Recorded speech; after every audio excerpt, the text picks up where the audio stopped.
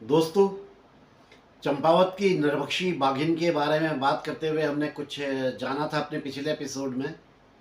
और अब हम चलते हैं घटनाक्रम में आगे क्या हुआ ये जानने के लिए। ठीक है ना।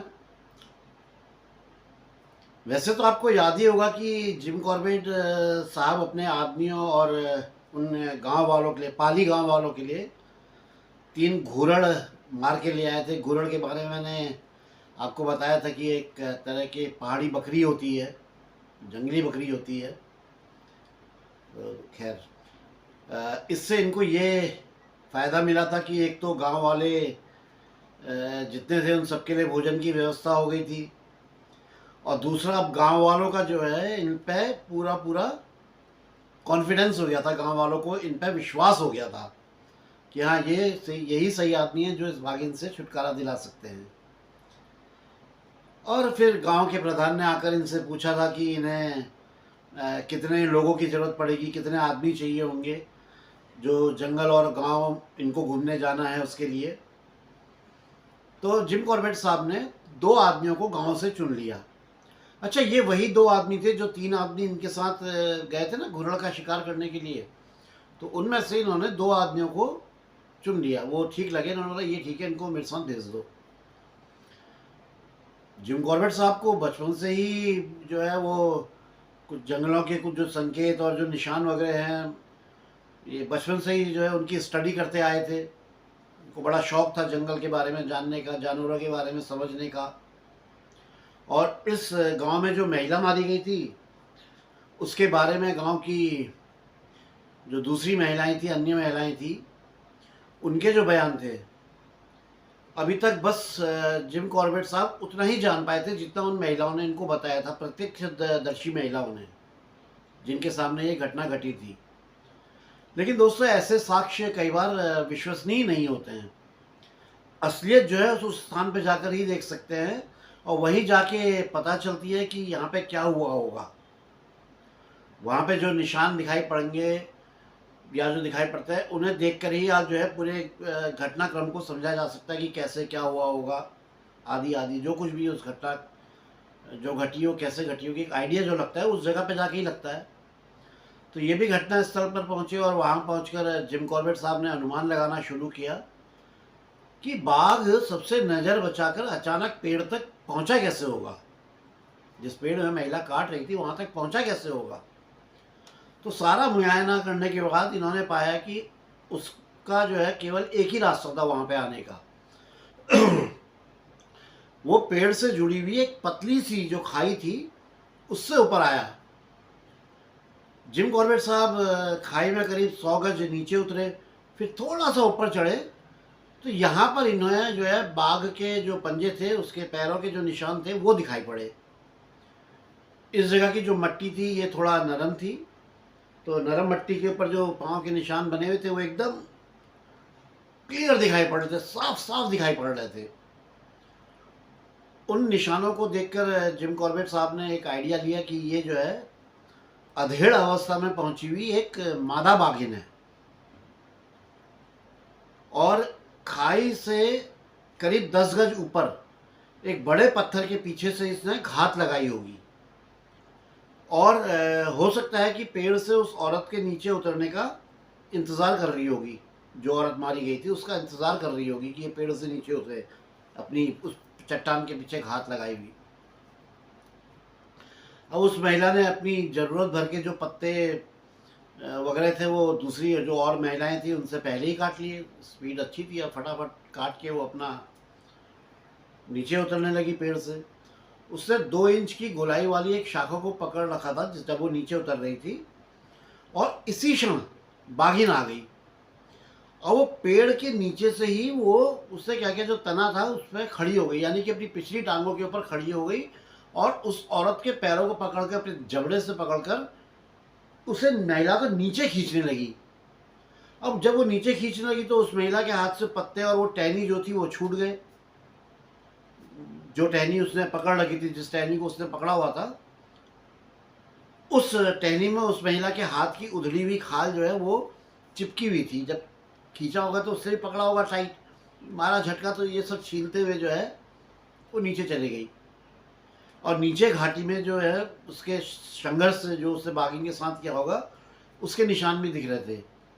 जमीन में सूखे हुए खून की छाप थी, वहाँ से खून की एक लाइन सी एक दूसरे किनारे तक गई हुई थी और वहीं कहीं पर किसी झाड़ी के पीछे बाघिन ने उसको अपना भोजन किया था, यानी कि उस शिकार को खाया था।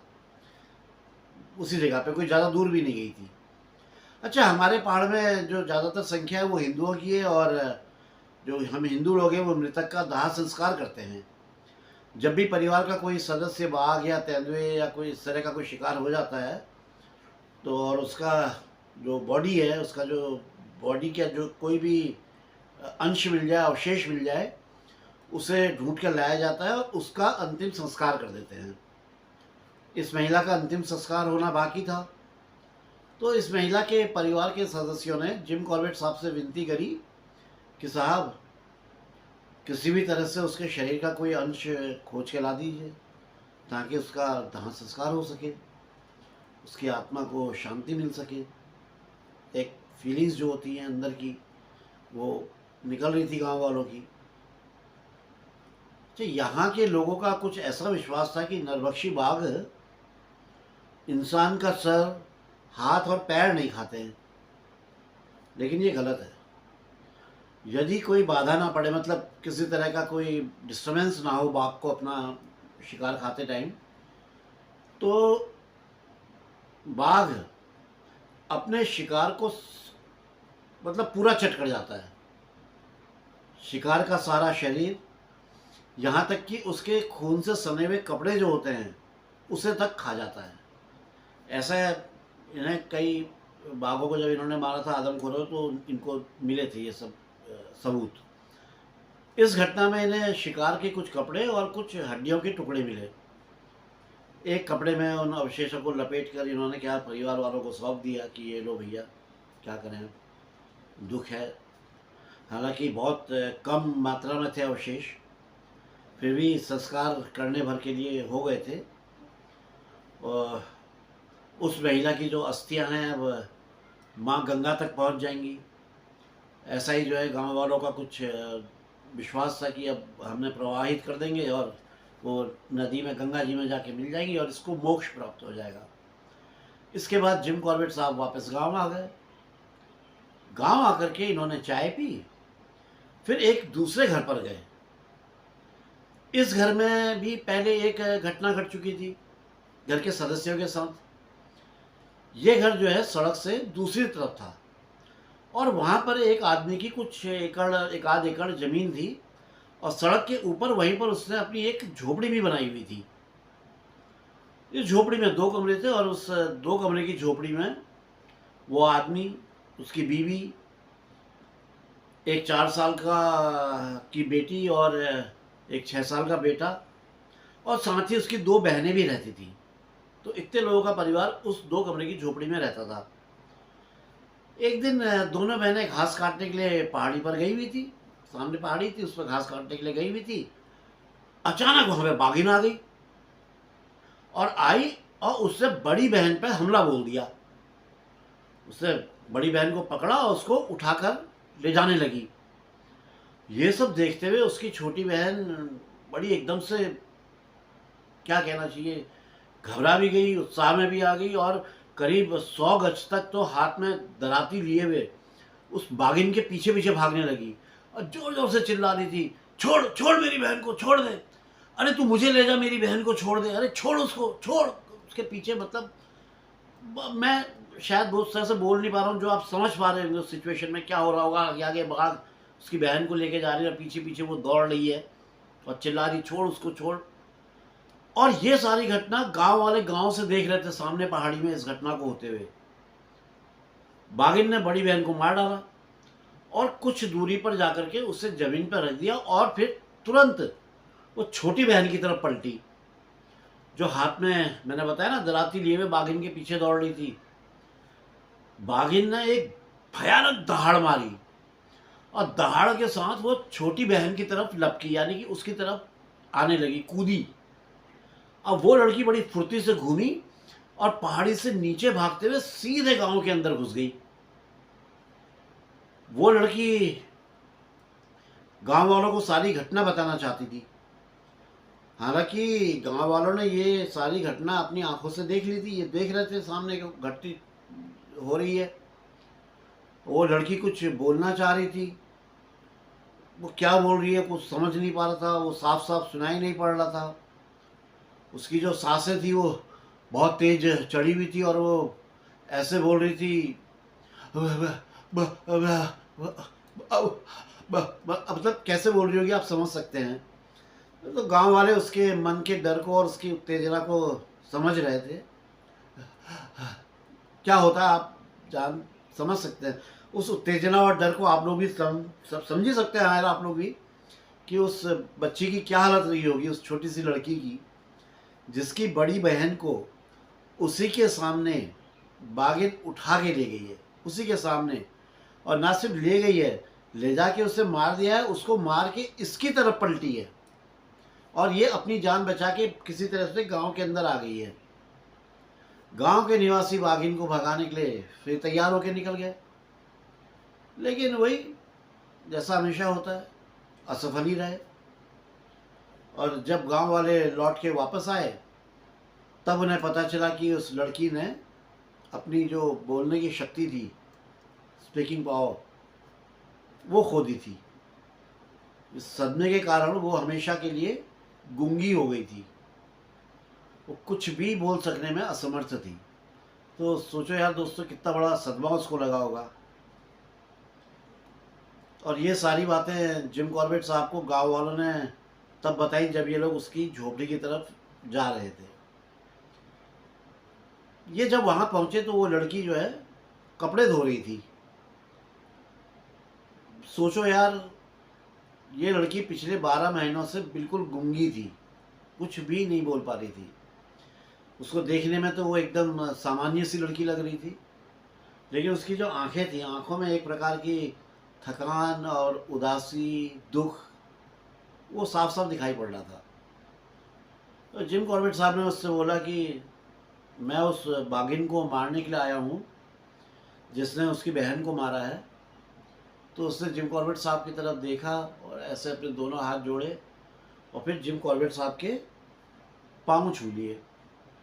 अच्छा, ये जो पल थे ये जिम कॉर्बेट साहब के लिए एकदम हार्ट टचिंग पल थे। मतलब उनके लिए एक बड़ा इमोशनल कर देने वाले मोमेंट था। मतलब वो समझ नहीं पा रहे थे क्या करें। और जिम कॉर्बेट साहब को ये लग रहा था कि कहीं वो कोई ढोंगी तो नहीं हुई, अपने आप को ढोंगी कह रहे थे।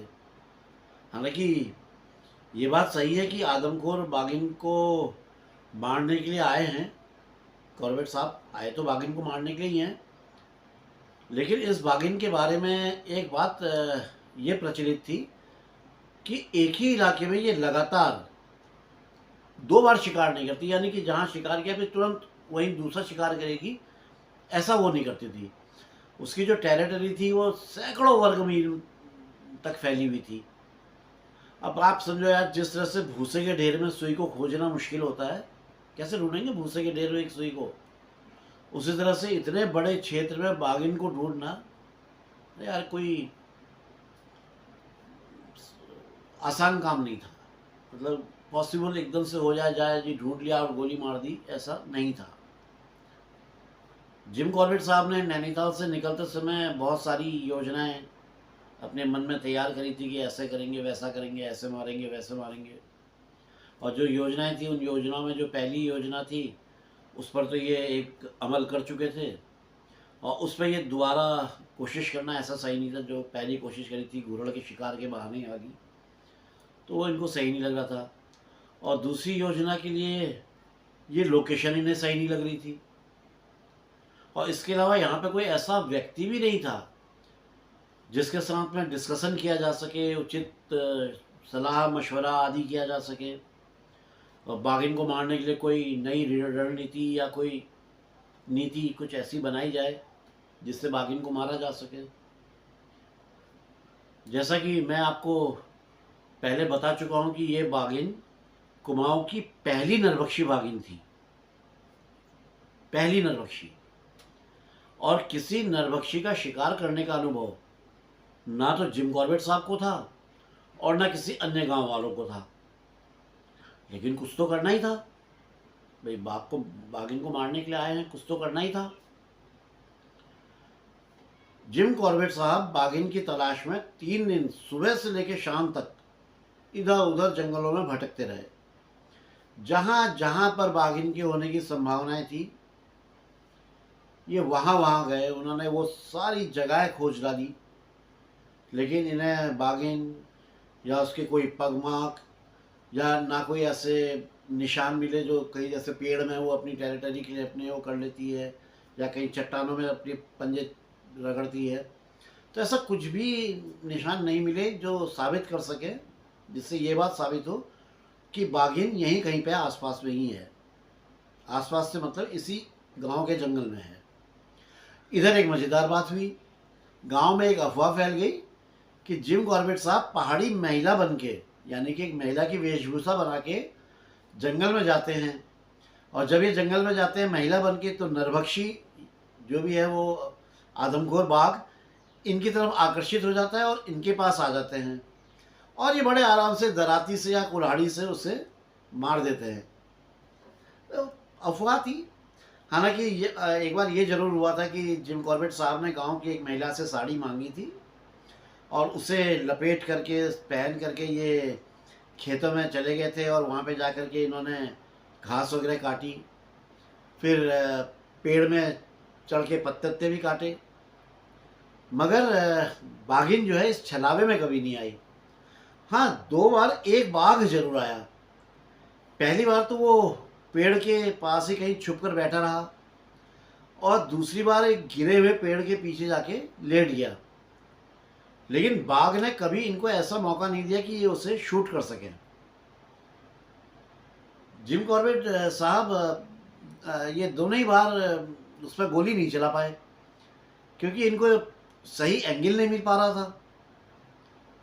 और फिर जिम कॉर्बेट साहब ने इस अफवाह का खंडन किया, मतलब कि गांव वालों को समझाया, उनको बताया कि भैया किसी महिला का वेश धारण करके किसी बाघिन को या किसी बाघ को, शेर को नहीं मारा जा सकता है।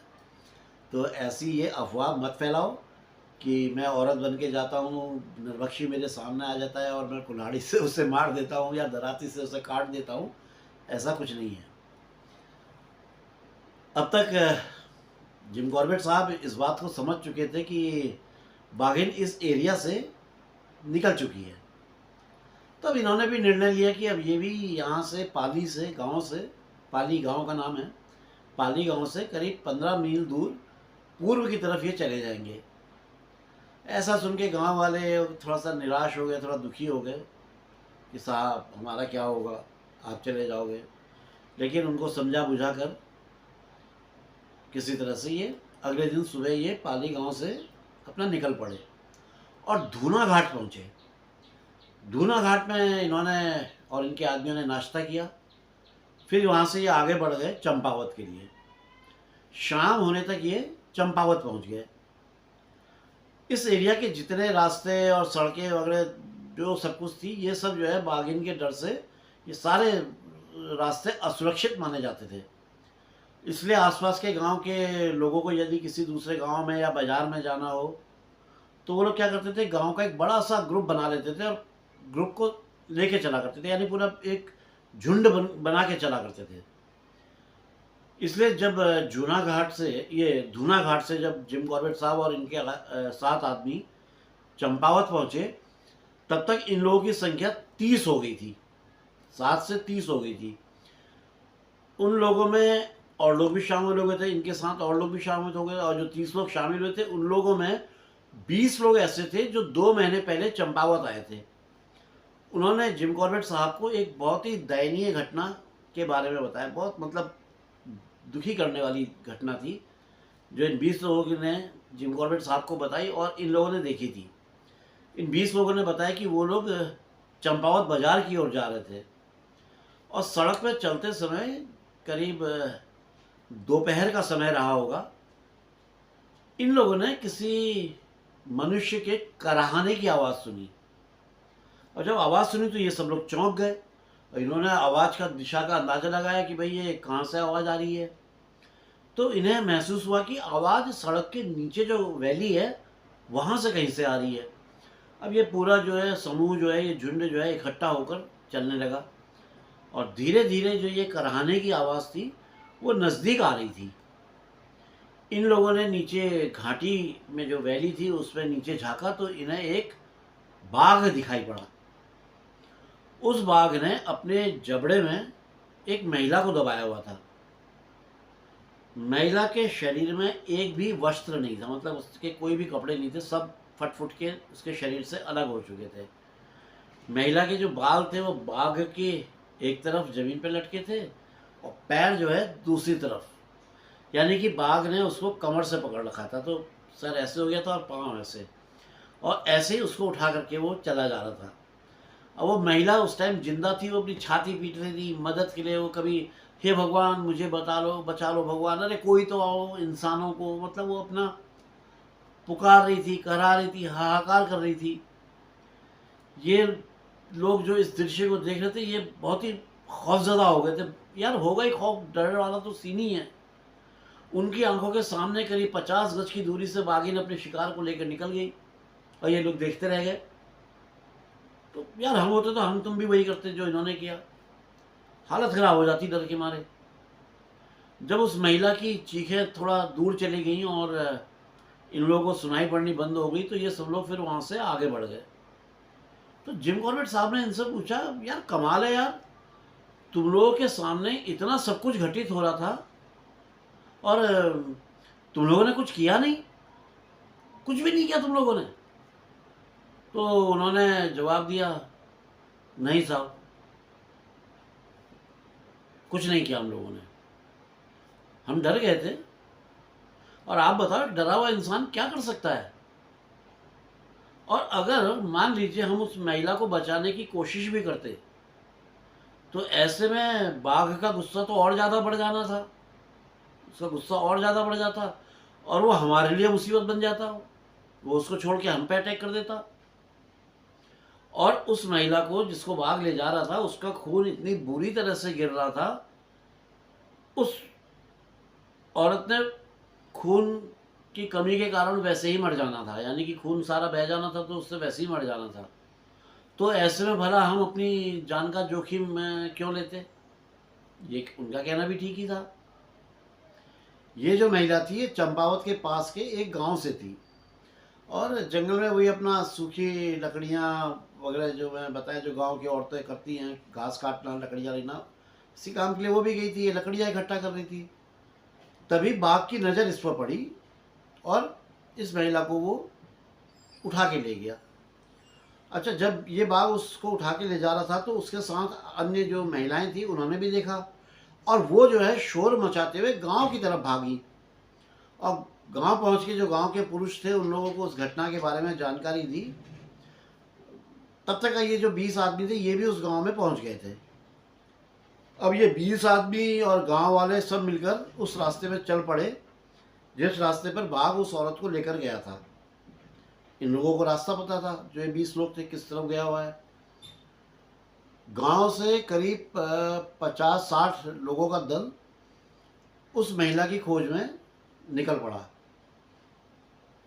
इनमें से तो कई लोग ऐसे थे जिनके पास गन्स थी, बंदूकें थी। जिस जगह से बाघ ने उस महिला को उठाया था उसके एक फरलंग आगे चल के उसके कपड़े मिले। तो जहाँ पे कपड़े मिले वहाँ पर से लोगों ने जो है अपना ढोल वोल बजाना शुरू कर दिया, थाली वाली पीटना शुरू कर दिया और बंदूकों से गोलियाँ दागनी शुरू कर दी। और इसी तरह से उस रास्ते में अब ये आगे की तरफ बढ़ने लगे। आगे की तरफ चलते हुए इन्होंने करीब 1 मील रास्ता क्रॉस कर लिया। थोड़ा सा और आगे बढ़े थे, इन लोग घाटी के सिरे में पहुंच गए और सिरे में जब पहुंचे तो इन्होंने वहाँ पे महिला का शव देखा। बाघ ने उस महिला के शव को एक बड़ी सी चट्टान के ऊपर रखा हुआ था। उस बेचारी के शरीर में एक भी वस्त्र नहीं था। बाघ ने उसके शरीर में लगे खून को, जो ब्लड था जगह जगह पे लगा हुआ, उसको चाट चाट करके पूरी तरह से साफ कर दिया था। लेकिन बाघ ने उसको अभी तक कहीं से नोचा नहीं था, यानी कि उसको चखा तक नहीं था, नोचा नहीं था तो कहीं से काटा नहीं था, कहीं से चखा तक नहीं था, सिर्फ गर्दन यो कमर में जो उसके पकड़ के जो वो थे उसके अलावा। अब इन लोगों की टोली जो गई थी इसमें स्त्री तो कोई नहीं थी, इस कारण इन लोगों ने अपना मुंह फेर लिया। होता ही यार, लेडी अगर ऐसे, आप क्या बोलूँ समझ जाओ यार, किसी ने अपना गमछा दिया, किसी ने अपनी पगड़ी दी कि यार लपेट दो यार इसको, तो उसी तरह से उसको शव को जो है ढक करके वो कर दिया गया। और देखने पे तो उसका शव ऐसा लग रहा था कि जैसे वो सोई हुई है और उसे कोई छुएगा तो वो जग जाएगी, मतलब लग ही नहीं रहा था कि ये डेड बॉडी है। उन दिनों जब ये चंपावत में बाघिन सक्रिय थी, जिम कॉर्बेट साहब की उम्र भी बहुत कम थी और किसी नरभक्षी बाघ को मारने का अनुभव ही नहीं था। फिर भी इस जो ये शापित जमीन थी, इस पर कुछ दिन बिताकर इन्हें विश्वास हो गया था कि नरभक्षी के भयानक साए में रहने से बुरा और कुछ नहीं हो सकता है।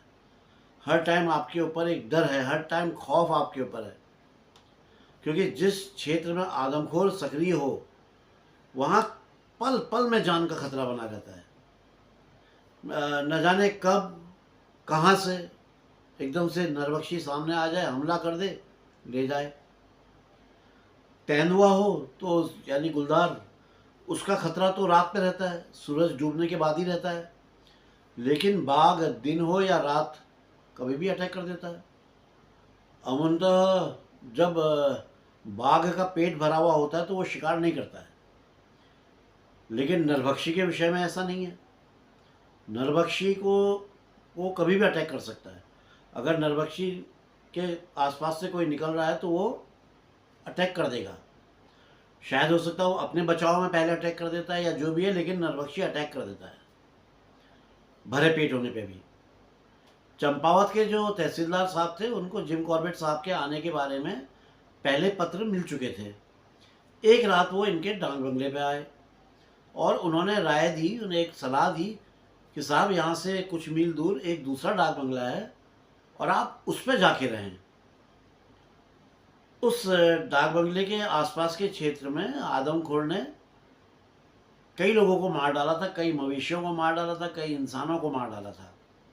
वो एरिया जो है वो ज़्यादा खौफज़दा था और काफ़ी नुकसान झेल चुका था। दूसरे दिन सवेरे सवेरे जिम कॉर्बेट साहब तहसीलदार साहब के साथ उस डाक बंगले की ओर चल पड़े। डाक बंगले पहुँचे, वहाँ पहुँचकर ये नाश्ता कर रहे थे कि इतने में दो आदमी आए और उन्होंने आकर इनको समाचार दिया कि साहब डाक बंगले से करीब 10 मील दूर एक गांव है जहां पर बाघ ने एक गाय को मार डाला है। तहसीलदार साहब को किसी ज़रूरी काम से कहीं जाना था तो वो तो चले गए और जिम कॉर्बेट साहब से जाते समय ये वादा करके गए कि वो रात में आएंगे और रात में आकर इन्हीं के साथ रहेंगे। अब वो जो दो आदमी आए थे वो, उन्हें पहाड़ों पे पैदा हुआ आदमी, पहाड़ों में पैदल चलने का अच्छा खासा अनुभवी होता है। ढलान वाला रास्ता था तो वो बड़ी तेज़ चल रहे थे और उनके साथ साथ जिम कॉर्बेट साहब भी तेज़ी से उनके साथ साथ चल पड़े और बहुत कम समय में ये उस स्थान पर पहुंच गए जहां गाय का शिकार हुआ था।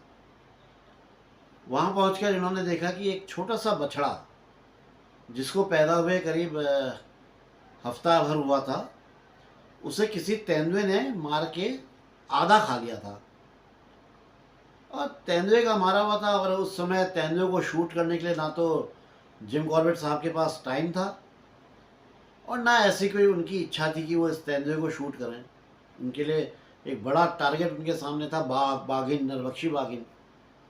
खैर इन्होंने उन आदमियों को, जो दो आदमी आए थे, उनको इनाम वगैरह दिया, कुछ नगद राशि वगैरह दी और अपना वापस बंगले की तरफ आ गए। तहसीलदार साहब अभी तक वापस नहीं लौटे थे और शाम ढलने में भी अभी करीब घंटा भर बचा हुआ था, काफ़ी टाइम बचा हुआ था। तो ये मतलब जिम कॉर्बेट साहब चौकीदार को अपने साथ लेकर उस जगह पहुंचे जहां के बारे में चौकीदार ने ही बताया था कि साहब इस जगह पे बाघ जो है पानी पीने के लिए आता है। एक जगह के बारे में उसने बताया था, तो चौकीदार को लेके वो उस जगह की तरफ चल पड़े। तो वहाँ पहुँच के इन्होंने देखा कि वहाँ पे एक झरना है और उसी झरने के नीचे एक छोटा सा जो तालाब सा बना हुआ है, वहाँ से सिंचाई के लिए पानी लिया जाता है। अच्छा, झरने के आसपास की जो मिट्टी थी वो नरम थी, उसमें बाघ के पंजों के निशान थे, लेकिन ये निशान ताजे नहीं थे और ये निशान उस आदमखोर बाघिन के पाँव के निशान से भी बिल्कुल अलग थे। दूसरा बाघ था, कोई अलग बाघ था।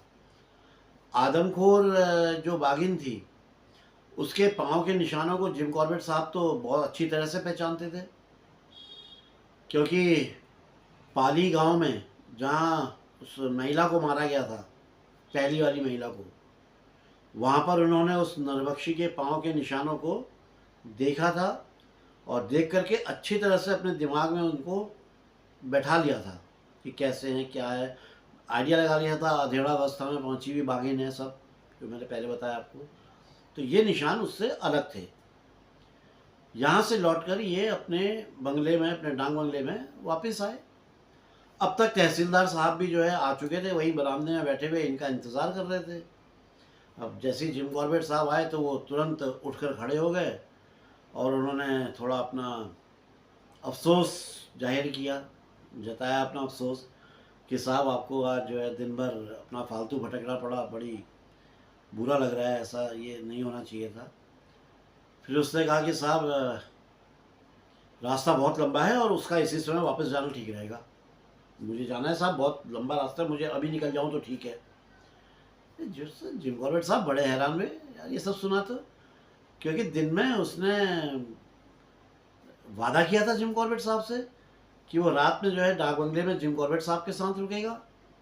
जिम कॉर्बेट साहब को बड़ा अजीब सा लगा।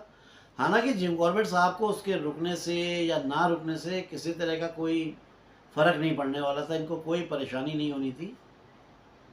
लेकिन ये जो एरिया था, इस क्षेत्र में खतरा बहुत था। तो जिम कॉर्बेट साहब ने उसे समझाने की बहुत कोशिश करी, भाई ये टाइम सही नहीं है, ऐसे में मत जाओ, कहीं आदमखोर का एरिया, कहीं बाघ वाघ टकरा गया, सामने आ गया तो। लेकिन वो नहीं माना। वो बड़ी तेज़ी से बरामदे से नीचे उतरकर अंधेरी रात में निकल गया। उसके पीछे पीछे उसका अर्दली भी एक धुंधला सा उजाला करने वाली एक पुरानी लालटेन लेकर के चल पड़ा। जिम कॉर्बेट साहब ने भी अपना हैट उतार के उस तहसीलदार साहब का अभिवादन किया, ठीक है साहब, ओके, गुड बाय। और तहसीलदार साहब को तब तक देखते रहे जब तक वो नज़रों से ओझल नहीं हो गए, और फिर अपना डाक बंगले के अंदर आ गए, अपने बेडरूम में, अपने रूम में आ गए। जिम कॉर्बेट साहब का लिखना है, ध्यान से सुनिए, कि रात के समय इस डाक बंगले के अंदर कुछ ऐसी रहस्यमय घटनाएं घटी जो प्रकृति के नियमों से परे थी, यानी कि पैरानॉर्मल एक्टिविटीज़, जिन्हें अमूमतः हम भूतिया घटना कहते हैं, भूत प्रेत वाली घटना कहते हैं, छल कहते हैं, छाव, भूत प्रेत कहते हैं ना। और क्योंकि ये जो किताब है, ये किताब जंगल की कहानी और जानवरों की है, इसलिए उस रहस्यमय घटना का वर्णन इसमें करना ठीक नहीं है। इसलिए जिम कॉर्बेट साहब उस घटना को इस कहानी में नहीं बताएंगे। आगे कभी मौका लगा तो वो इसके बारे में बताएंगे। दोस्तों यार, मैंने बहुत कोशिश करी, कई जगह ढूंढा, कम से कम 100 से ज़्यादा पब्लिशर्स के साथ मैंने बात करी। चंपावत वन विभाग, पिथौरागढ़ वन विभाग, DFO अल्मोड़ा, और भी कुछ रिटायर्ड फॉरेस्ट के डिपार्टमेंट के लोगों से, मतलब कई वन विभाग के कई लोगों से बात करके मैंने उस घटना के बारे में जानकारी लेनी चाहिए। लेकिन अफसोस है दोस्तों, वो मुझे अभी तक कुछ पता नहीं चल सकी है। तो दोस्तों, जैसे ही मुझे उस पैरानॉर्मल एक्टिविटी जो उस डाक बंगले में घटी, वो भूतिया घटना, उसका पता चलेगा तो मैं आप लोगों को ज़रूर ज़रूर ज़रूर बताऊंगा। मेरी पता नहीं दिल से, अंदर से ये निकल रही, उस किताब, उसको ढूंढना ही ढूंढना है, उस कहानी को, वो घटना के बारे में पता लगाना है, चाहे कैसे ही हो। ठीक होता तो मैं वहाँ चला जाता। दोस्तों, चंपावत की इस आदमखोर बाघिन ने और कितना आतंक मचाया, ये मैं अब आपको अपने अगले वीडियो में मैं बताऊंगा। दोस्तों, ये घटना बहुत ही रोमांचित करने वाली है, इसलिए बने रहिएगा उत्तरांचल डायरीज के साथ। जो मित्र पहली बार इस चैनल में आए हैं और मुझे सुन रहे हैं, उन सबका मैं हार्दिक आभार प्रकट करता हूँ, अभिनंदन करता हूँ और उनको धन्यवाद बोलता हूँ कि आप आए। आपने अपना कीमती समय उत्तरांचल डायरीज को दिया, मेरे दोस्त बने। दोस्तों, आप सभी से प्रार्थना करना चाहता हूँ, प्रार्थना करना चाहता नहीं हूँ, प्रार्थना कर रहा हूँ कि आप सभी लोग चैनल को सब्सक्राइब करें और करवाएं, अपने कमेंट्स दें यार, हो सके तो शेयर भी कर दें कहानी को। एक्चुअली यार, मैं ये चाहता हूँ कि हिंदुस्तान का हर बच्चा जिम कॉर्बेट साहब के बारे में जाने और उन्हें पहचाने। ये बहुत ज़रूरी है दोस्तों। जिम कॉर्बेट नेशनल पार्क देखने के लिए तो दुनिया भर से लोग आते हैं और उनके दिमाग में एक ही चीज़ रहती है कि वहाँ जाएंगे और बाघ देखेंगे। यानी जिम कॉर्बेट जाना है तो बाघ देखना है। यदि बाघ दिख गया तो ठीक, नहीं दिखा तो बड़े दुखी और नाराज होकर के निकलते गेट से बाहर। अरे कुछ नहीं है यहाँ, कोई बाघ वाघ नहीं है, कोई शेर नहीं है, कोई ये नहीं है, कोई वो नहीं है। ये गाइड बेवकूफ़ बनाते हैं, ये पता नहीं पहले से हाथ से पाँव के निशान बना देते हैं और कहते हैं कि यहाँ से भाग गया है। कुछ नहीं है ऐसा। मतलब इस तरह की नेगेटिव बातें करते हैं और मैं ये चाहता हूँ कि यार वो ऐसी बातें ना करें यार। उन्हें अगर जिम कॉर्बेट साहब के बारे में जानकारी होगी, उन्हें कुछ पता होगा जिम कॉर्बेट साहब के बारे में, उनके बारे में कुछ पढ़ा होगा या कुछ सुना होगा, या उनके द्वारा जो उन्होंने बाघों का मारा, आदमखोर बाघों को मारा, उसके जो विवरण सुने या पढ़े होंगे, तो उन्हें ऐसी बहुत सारी जानकारियां पता चलेंगी जो उनके लिए बहुत फ़ायदेमंद होंगी। जिम कॉर्बेट नेशनल पार्क जंगल में घूमते हुए उनको बहुत फ़ायदा देंगी। अगर उनको मान लो बदकिस्मती से बाघ ना भी दिखे और जब गेट से वो बाहर निकले किसी भी, तो बाहर निकले तो वो सेटिस्फाइड होकर के आए यार। उनको वो ये कहें यार, ये जंगल देखा, ये खूबसूरती देखी, ये देखा, वो देखा, बाघ दिख गया तो बहुत बढ़िया, नहीं दिखा तो कोई बात नहीं, नेक्स्ट टाइम आएंगे। ये होना चाहिए। जिम कॉर्बेट नेशनल पार्क को बदनाम मत करो यार, वहाँ बाघ हैं और बहुत हैं। और एक बात और बताऊँ, बाघ जब खुद को दिखाना चाहेगा तभी आप उसे देख पाएंगे। आपके बगल में लेटा होगा, आपको पता नहीं चल जाएगा, आप दसियों बार वहाँ से आर पार कर लेंगे। तो इसलिए बाघ की मर्जी पे भी कुछ छोड़ दे, सब कुछ हमारी मर्जी से नहीं होता है। तो दोस्तों, अगला वीडियो में इसके आगे की घटना सुनाऊंगा, तब तक का इंतज़ार कीजिए। और फ़िलहाल तो अपने इस दोस्त को आज्ञा दीजिए, परमिशन दीजिए कि इसको मैं यहीं पे शट डाउन करूँ। Okay, bye bye. जय बद्री विशाल, जय उत्तराखंड, जय जय जय, जय माँ भारती।